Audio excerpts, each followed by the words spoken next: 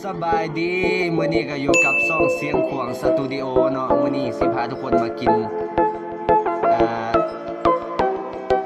คั่วเห็ดเนาะ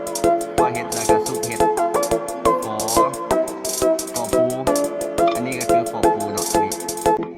ส่วนอันนี้คั่วเห็ดและก็นี่อันนี้จะเป็นซุปเห็ด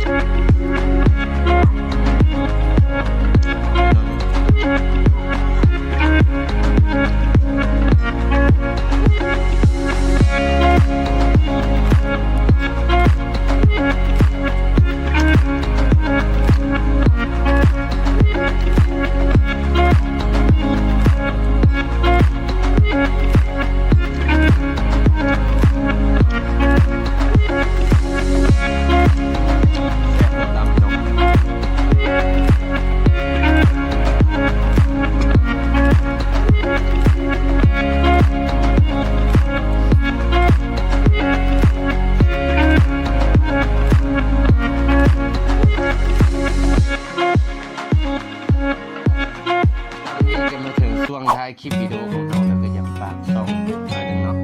ทางช่องเสียงของสตูดิโอแล้วก็เพจ Facebook อินดี้เสียงควงอินดี้เนาะที่เราได้กำลังสร้างขึ้นมาใหม่ตอนนี้อย่าลืมจังไรก็อย่าลืม